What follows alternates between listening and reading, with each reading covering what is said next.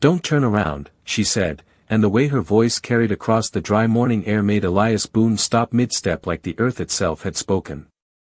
The wind dragged slow across the plains, lifting dust in thin sheets that whispered against the wooden fence posts, and for a moment, nothing else moved. Elias stood there, one boot half sunk in the dirt, his hand resting near his belt, not on his gun, never on his gun unless it meant something, and right now, he wasn't sure what this meant. The girl stood no more than 15 feet from him, just beyond the broken fence line where his land blurred into open country that didn't belong to anyone willing to admit it. She was Apache, that much was clear from the way she carried herself, from the braids dark against her shoulders, from the quiet strength in her stance even as her chest rose and fell too fast for calm. But it wasn't her presence that held him still. It was her eyes. They weren't fixed on him. They were fixed just past him. Elias had seen that look before. On cattle before a storm. On a man who hears something he doesn't understand yet knows he should.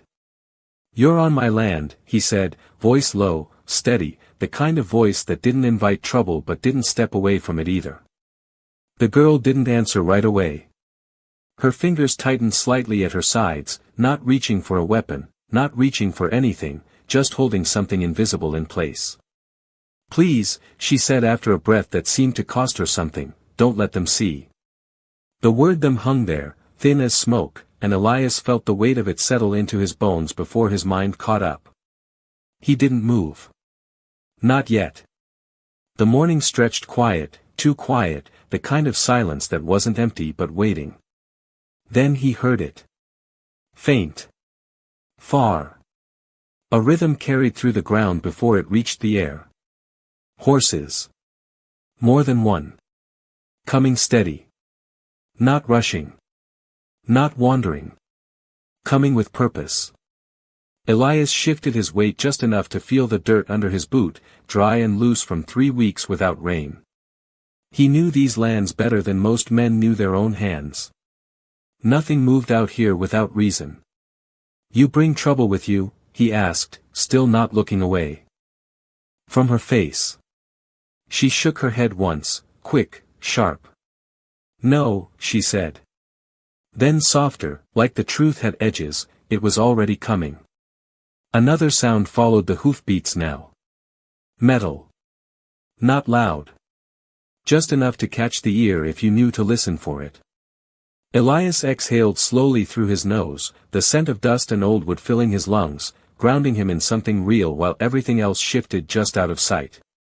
He had lived alone for 12 years on this stretch of land, 12 years of choosing quiet over people, distance over questions, and he had learned something in that time. Trouble didn't always arrive loud. Sometimes it stood right in front of you, asking you not to look behind you. The girl took a small step, just enough to place herself more firmly between him and whatever lay beyond her. It wasn't fear in the movement. It was intent. That, more than anything, made Elias Boone stay exactly where he was. He didn't turn. Not yet. Because something in her voice told him that whatever was behind her wasn't just danger. It was a choice.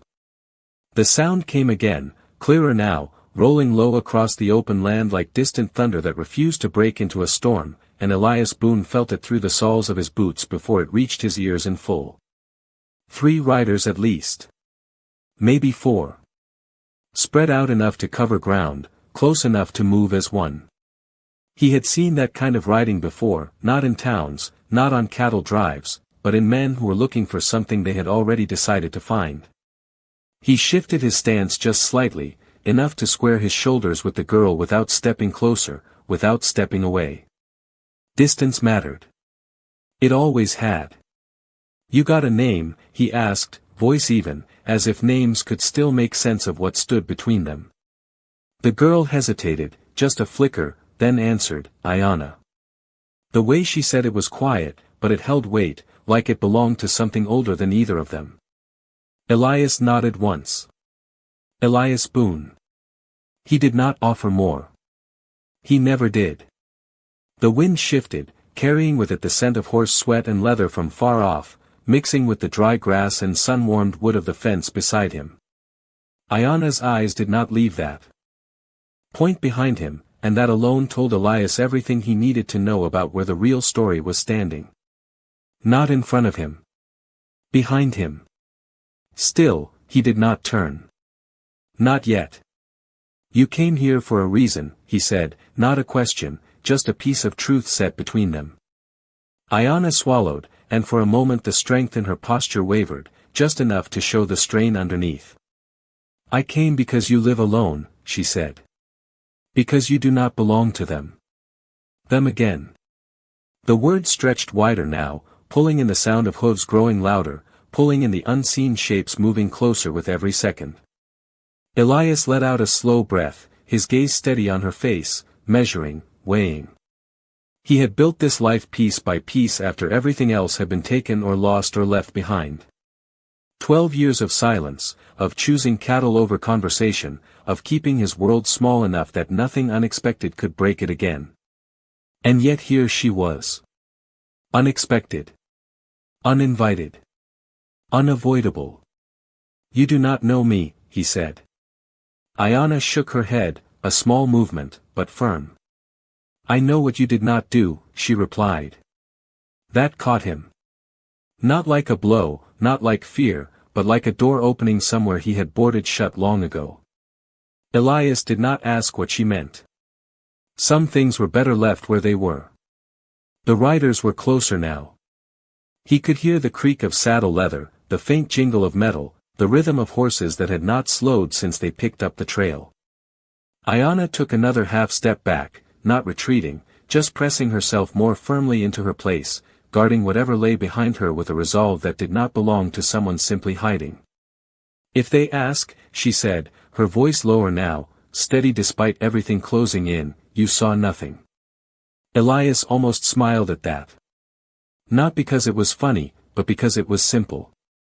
Too simple for what was coming. He shifted his weight again, just enough to feel the old boards of the fence at his side, rough under his fingers, real, solid, something that did not change. I have seen a lot of nothing in my life, he said quietly. The corner of Ayana's mouth moved, not quite a smile, not quite relief, but something that understood the space between words. The first shape broke the horizon then, a rider cutting through the pale light, followed by another, and another, their forms growing clearer with each passing heartbeat. Elias Boone did not turn around. Not yet. Because whatever stood behind that girl was still waiting, and for the first time in a long while, he realized he was not the only one being tested.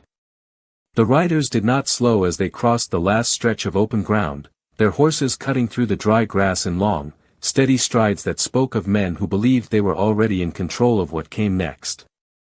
Elias Boone watched them approach without moving, his posture loose but anchored, like an old tree that had seen too many seasons to bend for anything that passed through. 3 of them. No, 4. The 4th hung back just enough to watch the edges, to make sure nothing slipped past unnoticed. That told Elias more than the dust or the distance ever could. These were not drifters. These were men with a purpose they trusted. Ayana stood firm where she was, though Elias could see the tension in the small details now, the way her fingers curled slightly into her palms, the way her shoulders held just a fraction too high. Not fear. Not exactly. It was something closer to resolve stretched thin. The lead rider pulled his horse to a stop about 20 yards out, the animal snorting softly as it settled, its sides darkened with sweat from the ride. The man in the saddle sat tall, hat low over his brow, eyes sharp as they moved from Elias to the girl and back again. He did not reach for anything. He did not need to. Morning, the man called, his voice carrying easy across the space between them, calm in a way that felt practiced rather than natural. Elias gave a small nod, nothing more. You are a long way from anywhere that matters, the rider continued, glancing around the quiet stretch of land as if measuring its worth in a single look. Elias did not follow his gaze.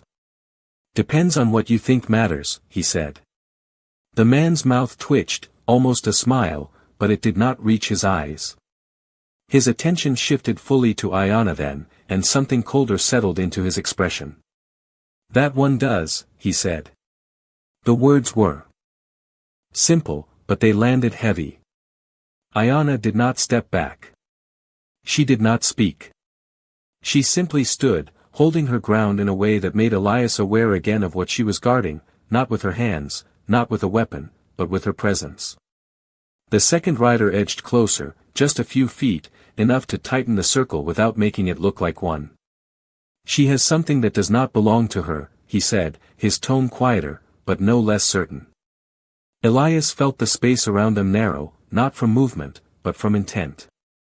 He shifted his weight slightly, placing himself just a fraction more between the riders and the girl, not enough to declare anything, just enough to change the shape of the moment.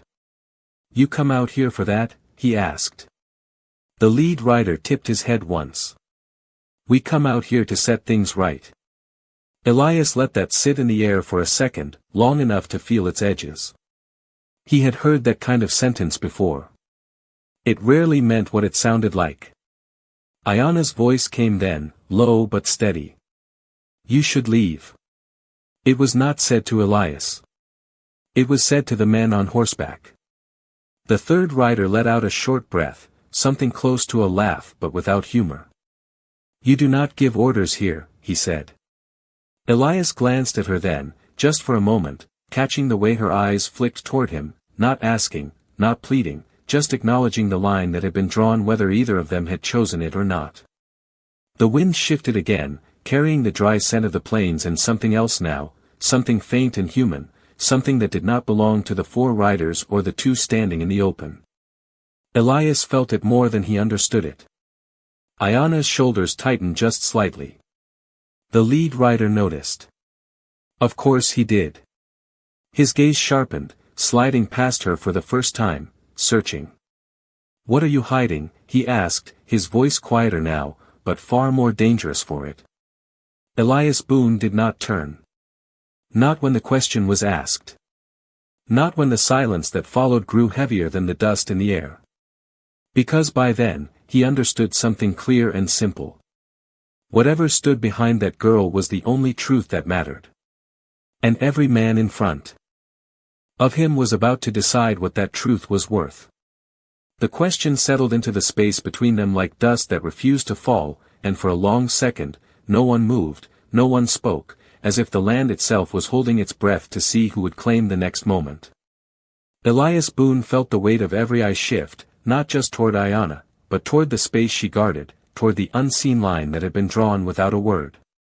He could feel it now, clearer than before, that faint presence carried on the wind, something small, something fragile, something that did not belong in the middle of men who rode with purpose and spoke of setting things right.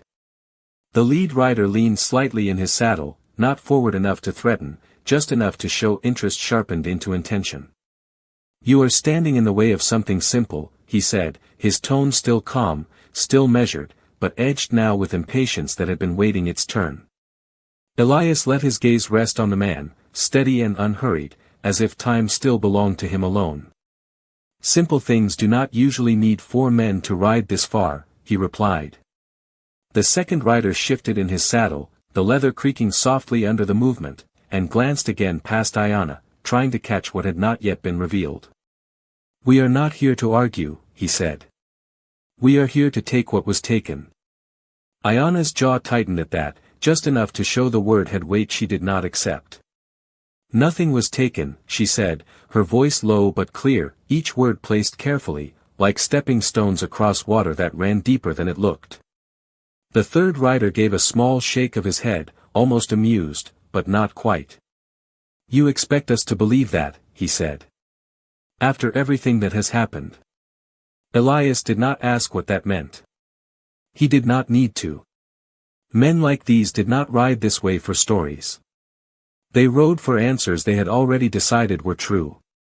The wind picked up slightly, brushing against Elias's coat, carrying with it that same faint sound again, softer this time, but unmistakable now that he knew to listen.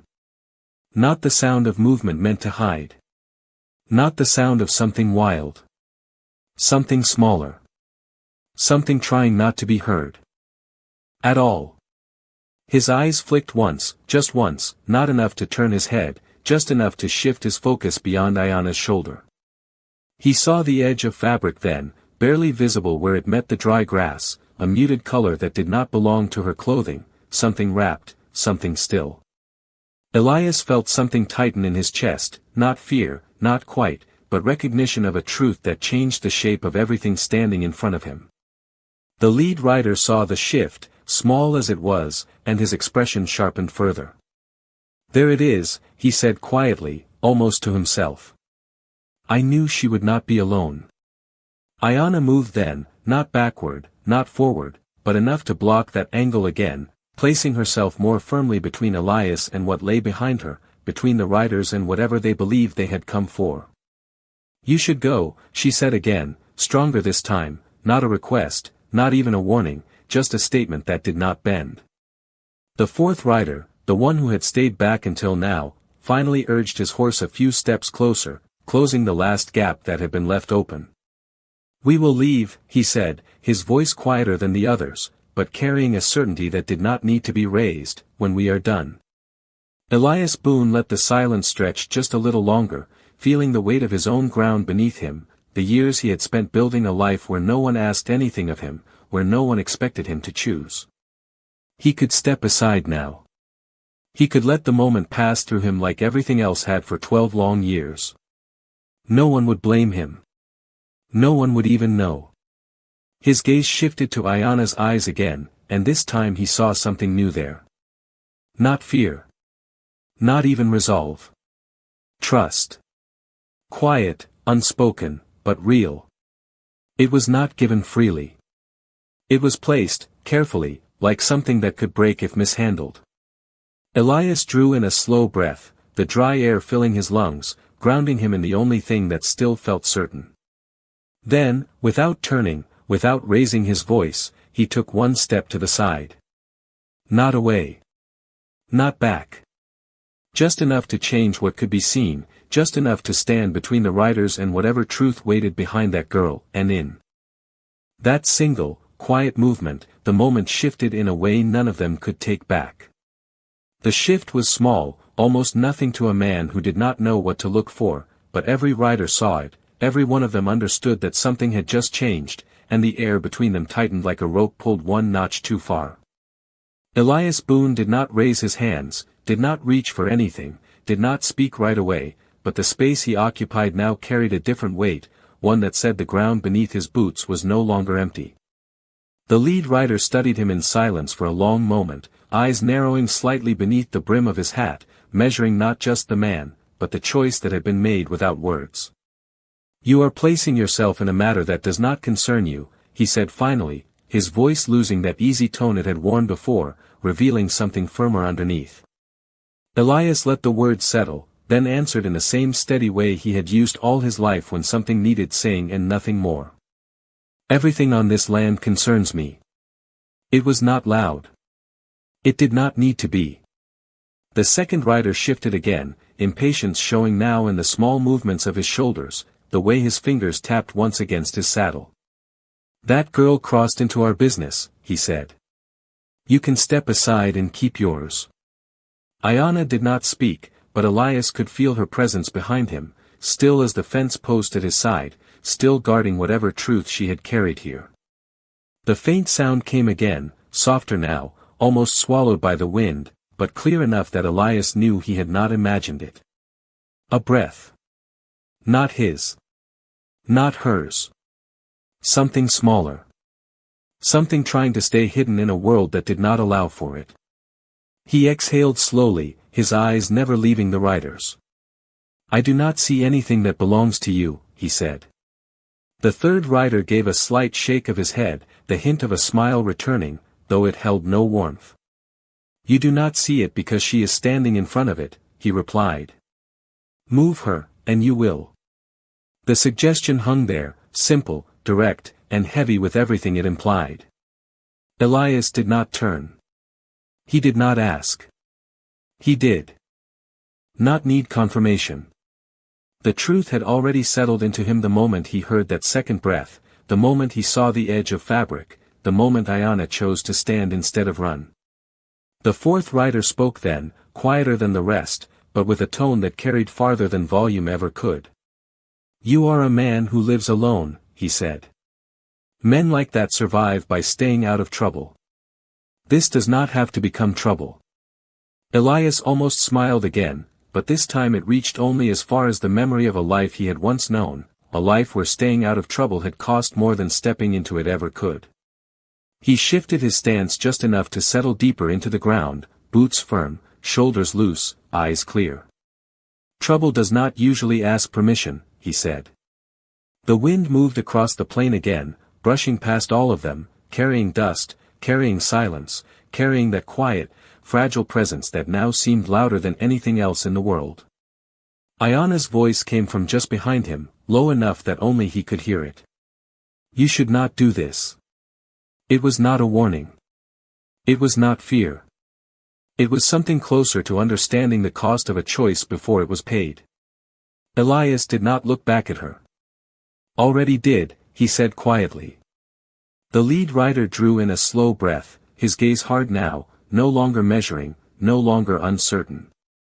He glanced once more past Elias, trying to catch a glimpse of what had been hidden, then returned his attention to the man standing in his way. "Last chance," he said. "Step aside." Elias Boone did not move. Not forward. Not back. Not even enough to suggest hesitation. The land stretched wide and empty around them, but in that moment, it felt smaller than a single step, smaller than a single choice, smaller than the space between a man who turned away and a man who stayed. And Elias had already decided which one he was. The silence that followed his refusal did not break, it deepened, settling over the land like heat that pressed down without mercy, and for a moment, even the horses seemed to feel it, shifting their weight, ears flicking as if they could sense the line that had been drawn but could not understand it. The lead rider held Elias Boone's gaze, searching for something that might give, something that might bend, but found nothing except a stillness that did not belong to fear or stubbornness, but to a man who had already counted the cost and accepted it. "You do not know what you are protecting," he said at last, his voice quieter now, not softer, but stripped of anything unnecessary. Elias did not answer right away. He listened instead, not to the man, but to the space behind him, to that faint, careful breathing that had not stopped, that had not broken even as the tension rose around it. It told him more than words ever could. "I know enough," he said finally. The second rider let out a slow breath, glancing toward the others, then back again, as if weighing whether this was still worth the trouble. "You think this is about her," he said, nodding slightly toward Ayana. "It is not. She is only part of it." Ayana's shoulders tightened just enough for Elias to feel it without seeing it, and that small movement carried more truth than anything the riders had said so far. The third rider leaned forward slightly in his saddle, his eyes narrowing as he studied the ground, the fence, the angle of Elias's stance, as if trying to find a way around what stood in front of him without stepping directly into it. "There was a wagon," he said, his tone measured, deliberate. "Came through this territory 2 days ago. Family inside. They never made it to the next town." The words hung there, not loud, not dramatic, but heavy with implication, with the kind of story that men told when they needed a reason to stand where they stood. Elias did not react. Not outwardly. But something inside him shifted, not in doubt, but in understanding of what story was being built in front of him. "And you think she knows something about that," he said. "We know she does," the lead rider replied, his certainty returning, solid as the ground beneath them. "We tracked signs. Small ones. Careful ones. Someone trying not to be followed. She led us here." Ayana's voice came again, low, controlled, but carrying a thread of something sharper now. "I did not lead you," she said. "You followed what you wanted to see." The fourth rider tilted his head slightly, studying her. With a different kind of attention, less force, more calculation. "Then show us what you are hiding," he said. "And we will decide what we see." Elias felt the weight of that sentence settle in, not just as a demand, but as a claim, as if the truth itself belonged to whoever could stand closest to it. The wind moved again, softer now, carrying the faint scent of something unfamiliar, something that did not belong to the dry plains or the leather and dust of the riders. Elias shifted his weight just slightly, enough to steady himself, enough to feel the ground remind him where he stood. He had spent years avoiding moments like this, years building a life where no one asked him to choose between what was easy and what was right, because those two things rarely walked the same path. Behind him, the quiet presence shifted, just a fraction, just enough that he could hear it more clearly now. Not fear. Not exactly. Something closer to exhaustion held together by will. Elias drew in a slow breath, then let it out, his gaze steady, his voice calm. "You have already decided what you think is back there," he said. "Nothing I show you will change that." The lead rider's expression hardened, the patience that had been stretched now thinning to something sharper. "Then we will find out for ourselves." The words were simple, but they carried a finality that made the moment narrow even further. Elias Boone did not step aside. Not now. Not when the truth behind him was no longer a question, but a responsibility. And in the stillness that followed, it became clear that whatever happened next would not be decided by what was seen, but by who chose to stand when it mattered. The words settled, but they did not end anything, they only made the silence sharper, tighter, like a held breath stretched too far, and Elias Boone could feel the moment tipping, not toward noise or chaos, but toward something quieter, something that would decide everything without needing to be spoken aloud. The lead rider's horse shifted forward half a step, not a charge, not even a threat, just enough to test the space, to see if it would give, and when it did not, the man's gaze hardened in a way that made it clear he was no longer asking. Elias did not move. Not an inch. Not a breath out of place. Because behind him, that fragile rhythm of breathing had changed, just slightly, just enough to tell him that whatever was hidden there had heard every word, had felt every shift, had understood that the world outside that small patch of shadow was not a safe one.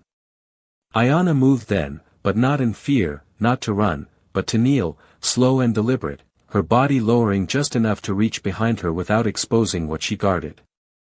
Elias heard the faint rustle of cloth, the careful movement of something being adjusted, protected, reassured. The riders saw it too. All of them. The second rider leaned forward, his attention sharpening like a blade catching light. "There," he said quietly. "She cannot hide it forever." The third rider's horse stepped once, hooves pressing into the dry earth with a dull, final sound, and Elias knew they were done waiting. Not because they were angry. Because they believed they were right. And men like that did not wait long. Ayanna's voice came, softer now, not meant for the riders, but for what lay behind her. Words in her own language, low and steady, like a promise spoken into the wind. Elias did not understand them, but he understood the tone. It was not fear. It was reassurance. That alone told him everything he needed to know. The fourth rider spoke again, his voice calm, almost patient, as if explaining something to a child who did not yet understand the world. "You are making this harder than it needs to be," he said. "Whatever is behind you, it belongs to us now." Elias felt something settle in him then, something old, something he had buried under years of quiet and distance. Not anger. Not even defiance. Something simpler. A line that could not be crossed once seen. He took a slow breath, then finally did what he had refused to do from the beginning. He turned. Just enough. Just a fraction of his head, just enough for his eyes to see past Ayanna's shoulder without stepping away from where he stood. And there it was. Not a threat. Not a weapon. Not anything that belonged to the story the riders had been telling. A small shape wrapped in worn cloth, tucked close against the ground where the shade of the fence barely reached. A child. Pale skin beneath the dust. Light hair damp against a forehead too warm for the morning air. Eyes half closed, but aware, watching him with a quiet, searching look that did not understand why the world had become this way. Elias felt the breath leave his chest slowly, not in shock, not in surprise, but in something heavier. Recognition. The kind that did not come from seeing something new, but from realizing something you should have known all along. He turned back, just as slowly, his gaze settling again on the riders, and for the first time, there was something different in his eyes. Not uncertainty. Not caution. Something steadier. "You are wrong," he said. The lead rider's expression did not change, but something flickered behind it, something small and uncertain that had not been there before. "About what?" he asked. Elias Boone did not raise his voice. He did not step forward. He did not need to. "About everything." The words did not echo, but they carried, settling into each man in a different way, and for the first time since they had ridden into view, something shifted that none of them could control. The lead rider studied Elias Boone with a new kind of attention, not searching for weakness now, but for truth, and that was a harder thing to face than any threat. "You expect us to believe that," he said, though his voice no longer held the same certainty. Elias did not answer right away. He let the silence stretch, let the wind speak where words would only complicate what had already been made clear. Behind him, Ayanna remained still, her presence no longer just a barrier, but a quiet declaration of what she had chosen to protect, even when it did not belong to her world. The second rider shifted again, his gaze moving between Elias and the ground beyond him, as if trying to force the truth into shape through sheer will. "Move," he said, but there was hesitation now, small, almost hidden, but real. Elias shook his head once, slow, final. "You do not need to see it," he said. "You need to understand it." The third rider let out a breath, longer this time, and leaned back slightly in his saddle, the tension in his shoulders easing just enough to show that doubt had found its way in. "If what you are saying is true," he began, then stopped, the rest of the sentence falling away because it no longer fit the story they had brought with them.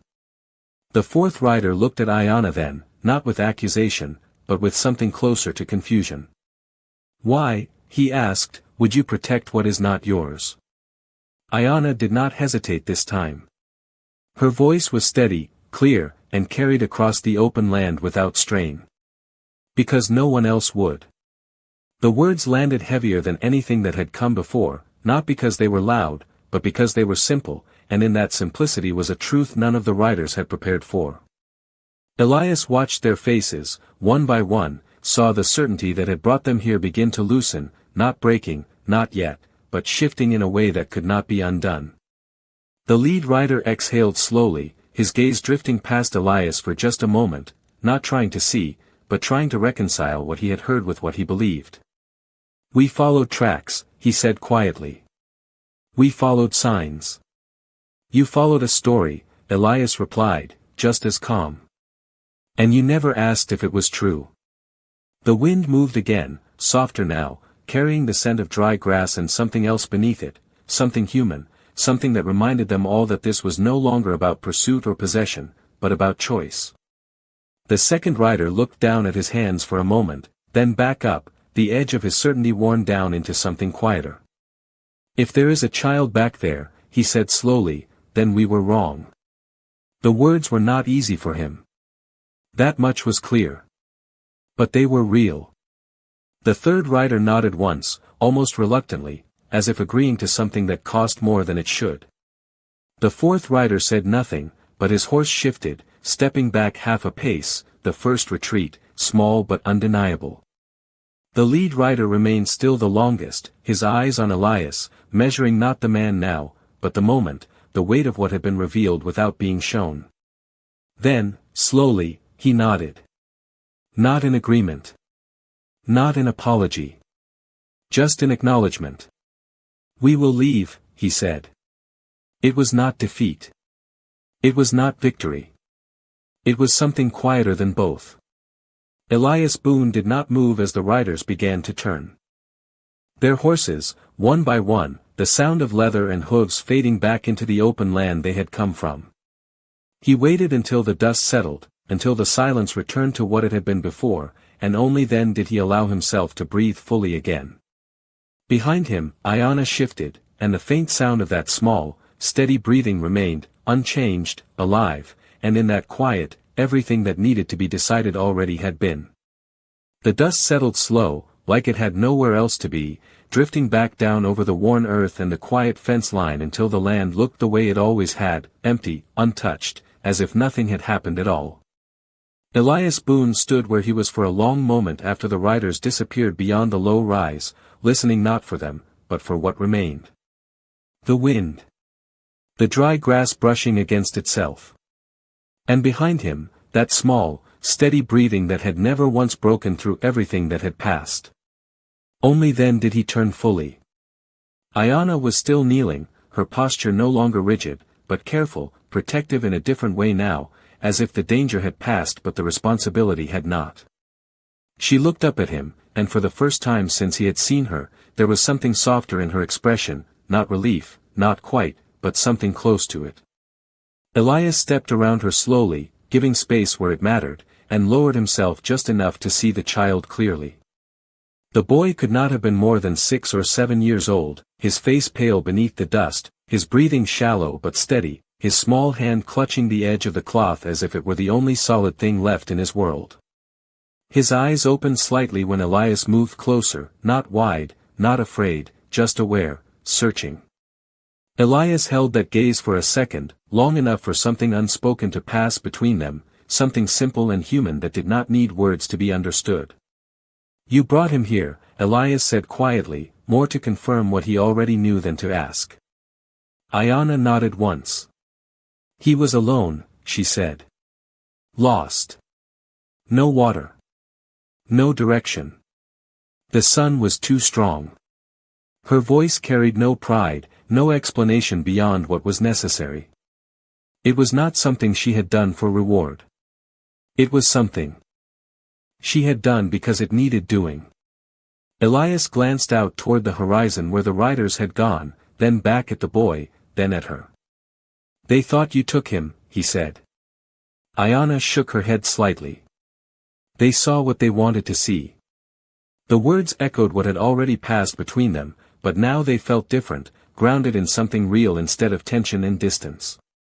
Elias reached out slowly, not touching the boy, just placing his hand against the dry earth beside him, grounding himself in the moment, in the choice that had been made without knowing the outcome.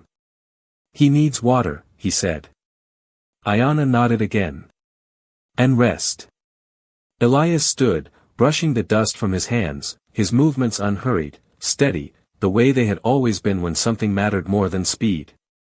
He looked at his house in the distance, the small structure that had held his solitude for so many years, then back at the 2 figures in front of him who had just changed it without asking permission. "Then we do not stand out here," he said. He did not offer help. He did not ask if she would accept it. He simply turned and began walking toward the house, knowing that if she trusted him enough to stand behind him, she would follow. And after a brief moment, he heard it, the soft sound of movement behind him, careful, deliberate, carrying something far more important than anything the riders had come looking for. The wind moved gently across the land again, quieter now, as if the plains themselves had settled back into place. Elias Boone did not look back.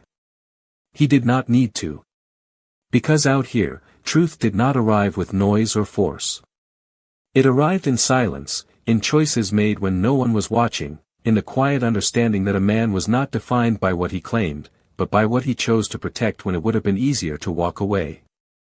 And in that silence, the land held its judgment without a single word.